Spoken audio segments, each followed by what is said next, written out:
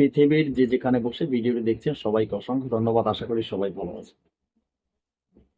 অন্যতম একটি ভিডিও নিয়ে আপনাদের সামনে হাজির হলাম। আমি সর্বক্ষণে আপনাদেরকে বলে থাকি যে আমি একটু কাজের ব্যস্ততার কারণে একা, তো আমার কোনো অ্যাসিস্ট্যান্ট নেই।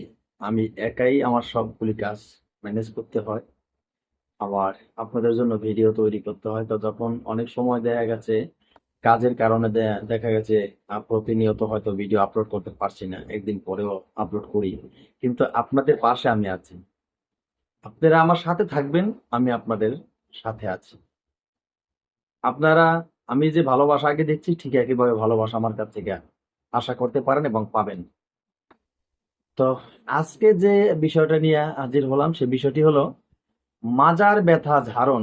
মাজার ব্যথা ঝাড়ন মাজায় যে ব্যথা হয় না প্রচন্ড, আমি এরকম মাজার ব্যথা ঝাড়ানোর জন্য অনেক মালিশ তেল দিয়েছি, অনেক টোটকা দিয়েছি, অনেক গাছরা ওষুধই দিয়েছি।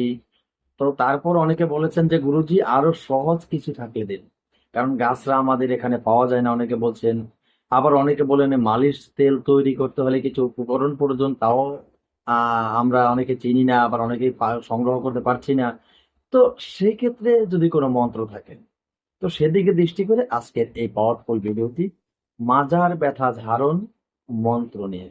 তো এই ছোট্ট একটি মন্ত্র, এই ছোট্ট মন্ত্রটি যদি আপনারা সঠিক নিয়মে আমার কথাগুলো শুনে বুঝে যদি কাজ করতে পারেন, একবারে 100% সফলতা অর্জন করতে পারবেন। দেখেন এগুলি পরীক্ষিত, ঠিক আছে? আর একটি কথা বলবো, এই যে মাজার ব্যথা এগুলি কিন্তু প্রচন্ড একটি যন্ত্রণা, যার মাজার ব্যথা ব্যথা আছে সে যন্ত্রণা পাবে।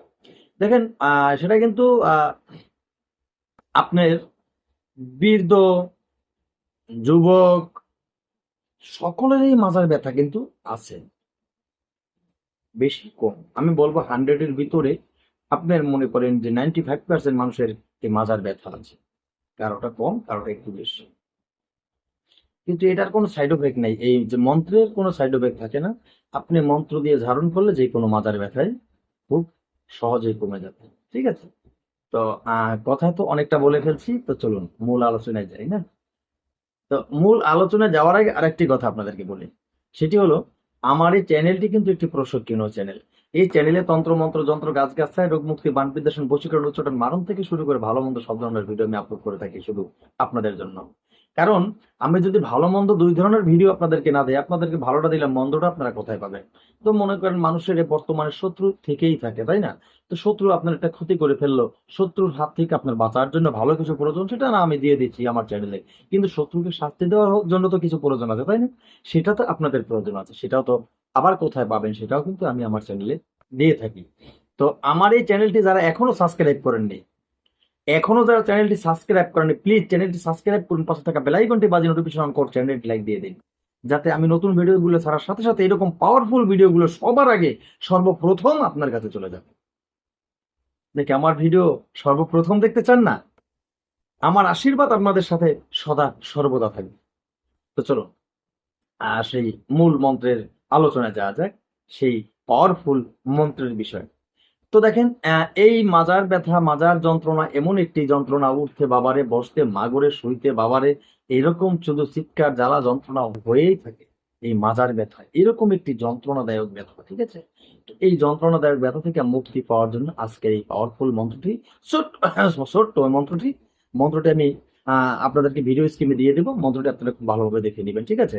তো আর একটা কথা বলি, আহ মন্ত্রটি দেখবেন ঠিক আছে, কিন্তু আপনারা যদি সঠিক নিয়ম শুনে কথা শুনে না বুঝে যদি কাজ না করেন, সঠিক নিয়ম বুঝলেন না, মন্ত্র পাইলেন আর মন্ত্র মুখস্থ করে ফুক দেওয়া শুরু করে দিলেন, ফুক দিলে তো কাজ হবে না, কেননা নিয়ম তো পালন করতে হবে, তাই না? আপনি নিয়ম তো পালন করলেন না, আমি তো কথাই বলছি, আমার কথাই তো আপনি বোঝার চেষ্টা করেননি, তাহলে আপনি কি আপনার দ্বারা উপকার হবে মানুষের, বলেন তো? যে গুরুজির কথা মানলাম না, গুরুজির কথাই যে মানে না, তা যে গুরুজির কথাই মানে না তার দ্বারা মানব কল্যাণে কি আশা করা যায় বলুন তো? কিছু আশা করা যায় না। সেখানে সৃষ্টিকর্তা তার প্রতি ক্ষুব্ধ হয়ে যায়, তাই না? যিনি পরম গুরু তিনি তো ক্ষিপ্ত হয়ে যায়। তো সেই ক্ষেত্রে গুরুজির কথা মানবেন, আগে আগে গুরু বাক্য শিরোধার্য, গুরু বাক্য যদি আপনারা না মানেন সঠিক মতো, তাহলে সফলতা অর্জন করতে পারবেন না। তো যাই হোক সেটা অবশ্যই মানতে হবে। তো চলুন আজকে সর্বপ্রথমেই আমরা মন্ত্রটি দেখে আসি, মন্ত্রটি দেখে এসে তারপরে বিস্তারিত আলোচনা করছি। এই যে মন্ত্রটি, আশা করি এই মন্ত্রটি আপনারা দেখেছেন, ছোট্ট মন্ত্রটি, ঠিক আছে? এই ছোট্ট মন্ত্রটি আপনাদের প্রয়োজন হবে। এখন কিভাবে প্রয়োজন হবে? আপনি সংক্ষিপ্ত আকারে এটা আপনারা প্রয়োগ করতে পারবেন, কোনো ঝামেলা নেই। তো এখন সংক্ষিপ্ত আকারে কি সংক্ষিপ্ত আকারে প্রয়োগ করতে পারবেন? তো একটা কথা হলো, সর্বপ্রথম যে বিষয়টা থাকে সেটা হলো আপনারা প্রথম আগে দেহ শুদ্ধ করতে হয়। মানুষের দেহ শুদ্ধ করতে হলে মানুষের কিছু নির্দেশিকা বিষয় আছে, সেটা মেনে চলতে হয়। তো সর্বপ্রথম নির্দেশিকা বিষয়ের মূল মন্ত্র যেটা, মূল ফটক যেটা, সেটা হলো কি জানেন? আপনার মিথ্যাকে বর্জন করা। আপনি মিথ্যা বলবেন না, মিথ্যা বলা বন্ধ করে দিতে হবে।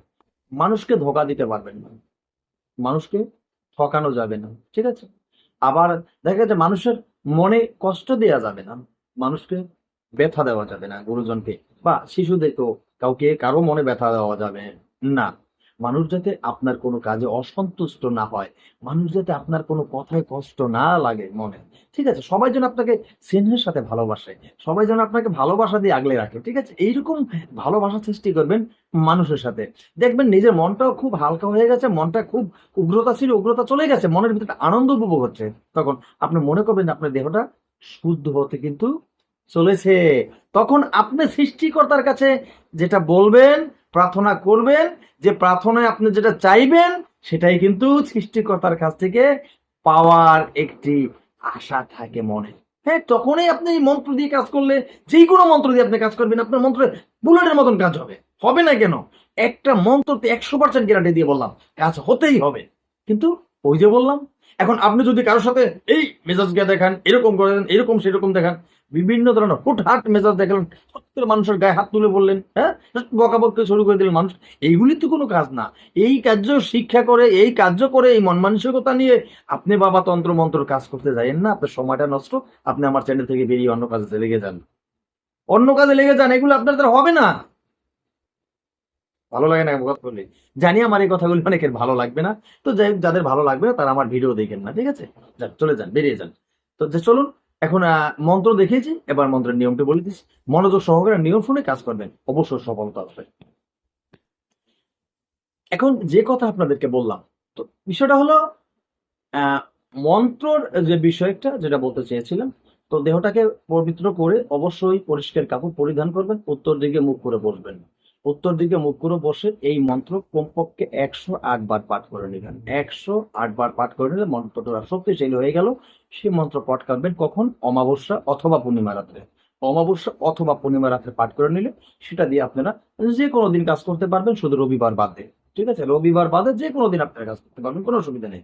তখন কিভাবে কাজ করবেন? একটা লোক মাজার ব্যথার যন্ত্রণায় চিৎকার করছে, এই লোকটাকে আপনার কিন্তু প্রয়োজন নাই। আপনার কি প্রয়োজন আছে জানেন? এটা আশ্চর্য মাজার ব্যথা ধারণ মন্ত্র। এরকম আশ্চর্য মাজার ব্যথা ধারণ মন্ত্র আমি জানি না ইউটিউব চ্যানেলে কেউ দিয়েছে কিনা। এই আশ্চর্যজনক মন্ত্র, সেটা হলো, এই লোকটা কোথায় আছে সেটা আপনার কাছে আসার কোনো প্রয়োজন নেই।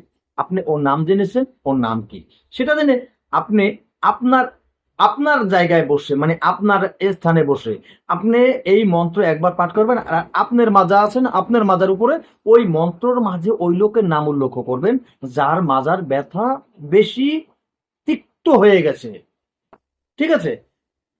ওই লোকের নাম বলবেন, মন্ত্রর মাঝে ফুঁক দিবেন আপনার মাজায়। বুঝতে পারছি তো?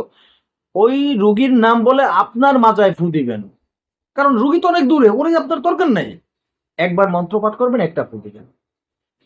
একবার মন্ত্র পাঠ করবেন, একটা, এরকম 3 বার মন্ত্র পাঠ করবেন, অথবা 5 বার মন্ত্র পাঠ করবেন, অথবা 7 বার মন্ত্র পাঠ করবেন, 7টা ফু দিবেন, বা 5 বার পাঠ করবেন, 5টা, 3 বার পাঠ করবেন, 3টা ফু দিবেন। কখন?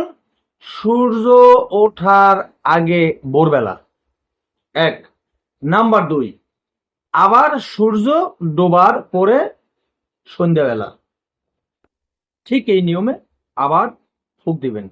এইভাবে একটু চিকিৎসা করেন না, দেখেন আপনার কত বড় সুনাম হবে জানেন? সেই রুগী কোথায় নিয়েছে থাকছে, আর আপনার বাসায় আপনি বসেই সেই রুগীর মাজার ব্যথা ভালো করে দিলেন। বলুন তো আপনার কেমন লাগবে শুনে? অবাক মনে হবে যে গুরু, যে আদৌ এটা হয়? হয়, ওই যে বললাম, বিশ্বাস আছে তো মনে, তাহলে আপনার দ্বারা হবে। বিশ্বাস না থাকলে আপনি চলে যান, আপনার দ্বারা হবে না। সংক্ষিপ্ত আকারে বলে দিলাম, সরল সোজা কাজ একেবারে। কাজ করুন, সফলতা অর্জন করুন। মূল্যবান মতামত কমেন্টে লিখুন। কি চাই গুরুজিকে বলুন, একটু অপেক্ষা করে তার জবাব নিন। ঠিক আছে? সবাই ভালো থাকবেন, সবার জন্য আশীর্বাদ করি। সবাই সুখী হন, সুস্থ থাকুন। যার যার নিজের প্রতি খেয়াল রাখুন। জয় গুরু।